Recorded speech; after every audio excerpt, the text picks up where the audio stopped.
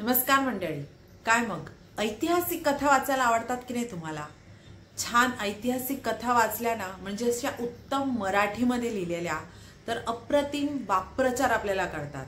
अगदी जुन्या मराठी भाषेतली गंमत आपल्याला कळते। अगदी वानगी दाखल नाव घ्यायचं झालं तर पानिपत विषयक जर कथा तुम्ही वाचल्या तर तुम्हाला एक वाक्प्रचार त्यात नक्की आढळेल, तो म्हणजे 1,00,000 बांगडी फुटली। अर्थातच 1,00,000 हा आकडा जो आहे तो त्यावेळच्या युद्धामध्ये हौतात्म्य प्राप्त झालेल्या सैनिकांचा तो आकडा आहे, पण बांगडी फुटणं म्हणजे अर्थातच तितकी मनुष्यहानी झाली। म्हणजेच ते जे सैनिक तिथे त्यांना हौतात्म्य प्राप्त झालं, त्यांच्या विधवा स्त्रियांनी इथे आपल्या पद्धतीप्रमाणे बांगड्या फोडून शोक वगैरे व्यक्त केलेला आहे। आता अर्थातच ही पद्धत चांगली का वाईट याविषयी आपण अजिबातच भाष्य करणार नाही आहोत।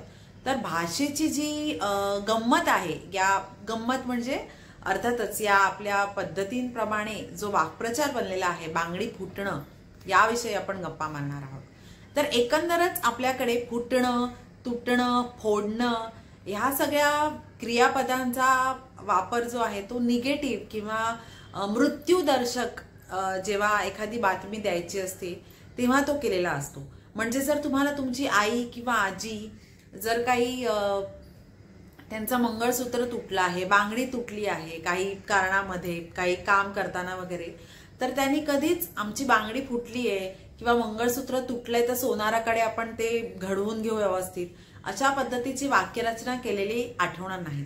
तर तुम्हाला असं जर तुम्ही नीट जर त्यांचं कान देऊन ऐकलं असेल तर त्यांनी मंगळसूत्र वाढवलंय तर सोनाराकडनं ते रिपेअर करून आणू, किंवा बांगडी वाढवली गेलीये तर नवीन आणावी लागेल, अशा अर्थाची वाक्यरचना केलेली असेल।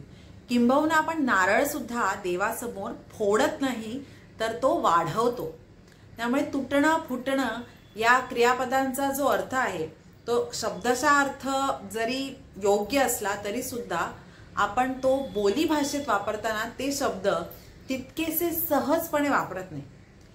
जर अशा भाषेच्या गमती तुम्हाला आवडत असतील तर इन्स्टावरती आम्हाला फॉलो करा आणि सबस्क्राईब सुद्धा करा।